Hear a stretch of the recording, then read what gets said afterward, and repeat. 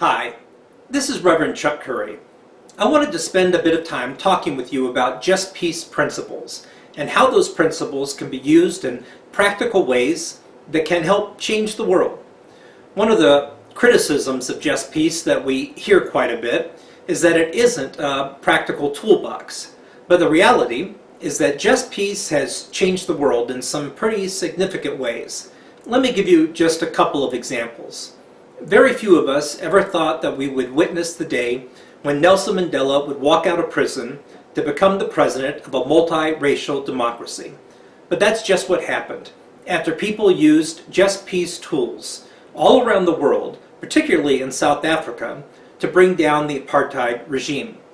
There were nonviolent protests, there were economic boycotts that all created the atmosphere in which the apartheid leaders could no longer govern, and millions were set free. Afterwards, there was a real fear on the part of many that South Africa would dissolve into a civil war between those who were white and those who were black.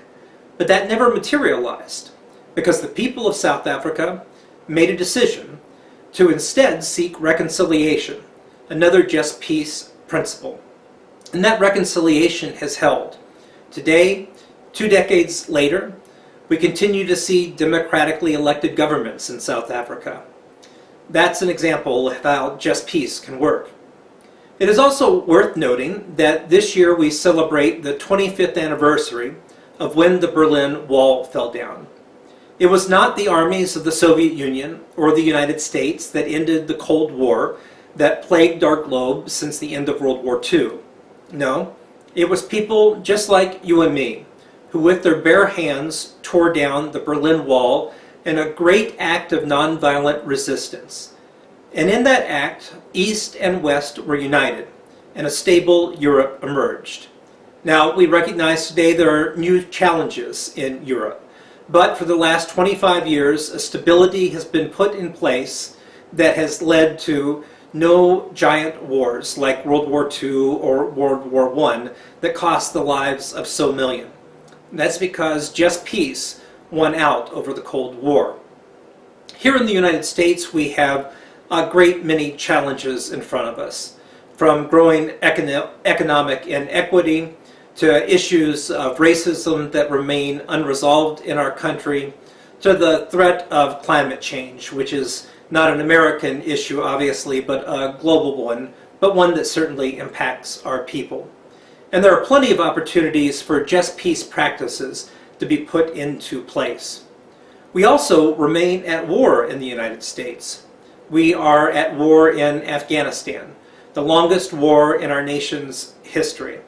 And we continue to be in conflicts in northern Iraq and now in Syria, as a new threat has emerged, the threat of ISIL.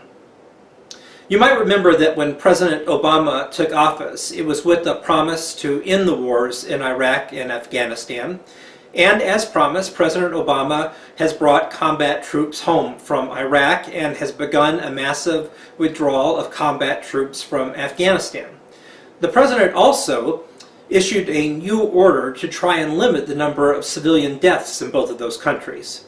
He said that no airstrikes or drone strikes could take place unless, quote, there was a near certainty that there would be no civilian casualties.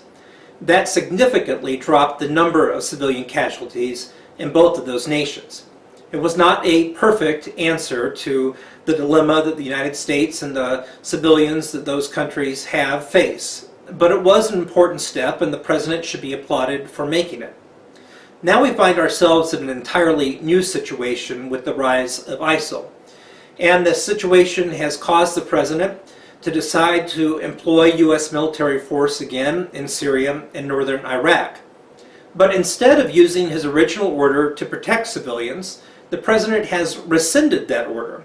And so, U.S. forces now launching airstrikes in northern Iraq against ISIL and in Syria against ISIL are no longer required to use the protection of civilians as a criteria before launching strikes. That's something that is concerning to many faith leaders around the country. So what to do about it? The members of the Just Peace working team of the United Church of Christ debated that question when the news first broke, and we decided that it was important to send the President a letter, letting him know of our objections. That letter was drafted among our members. The drafting process was a good one, which strengthened the intent and content of the letter. Once we had a letter that was ready to be shared with the President, we wanted to get as many signers on it as possible. So through organizations such as Faith and Public Life, a Washington, D.C. based organization that helps spread a progressive message of faith around the country related to public policy issues, and through the Justice and Witness Ministries of the United Church of Christ, we sent out copies of the letter asking for people to sign on to it. Within just a week, we had over 200 people sign the letter. That included seminary presidents, leaders of denominations, church leaders from around the country, professors from different universities, and local lay leaders who were concerned about peace and justice. And we were able to get the letter delivered to a senior advisor of the President at the White House. And that letter has since moved up the food chain at the White House, and we know that it is being reviewed by the senior-most officials that work for the President. And we're hopeful that he will take our concerns into account. But so that the letter doesn't just stop at the White House door, we have continued to share that letter on Facebook and on Twitter, keeping it alive in social media so that people can read the response from faith leaders and share our concerns with the President about civilian casualties in Iraq and Syria. We're all concerned about the impact of terrorism, of course, but we also know that if civilians are killed in military strikes by the United States, that those who are fanatics in the region will use it as a tool to recruit new people to their cause, and that will do no one any good. We want to bring this war to an end, and Just Peace practices are the best way to do that. So we're hoping that you, in this class, will take the opportunity to write letters of your own as one example of a Just Peace practice. That letter can be an individual letter to your member of Congress about an issue of peace that is of concern to you, or it could be a sign-on letter similar to the one that was sent by religious leaders to the President regarding civilian deaths in Syria. It could be a letter for ecumenical leaders to sign on to, or it could be an interfaith letter as well. We've provided some tools for you on the Moodle site here about how to write that letter and how to distribute it. We hope that you will use those tools and find them helpful. We also hope that you will post your letter here on the Moodle website. We'd be happy to provide you with input on your letter before you send it out, and we hope that others taking the class will do the same. And then once you do send your letter out, we hope that you'll let us know what kind of response that you get to it.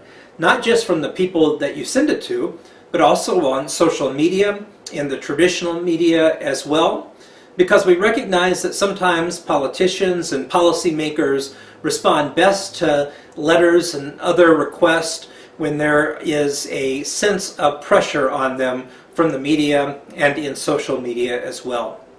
This is just one way that we can use Just Peace practices as a tool in our work. Other ways we recognize include economic boycotts, direct action, and nonviolent protest, and others. But we hope that this is one that you find as an easy and practical step in advancing your own interest and ability to practice Just Peace. Thank you very much for listening, and we hope to talk with you more soon. Goodbye.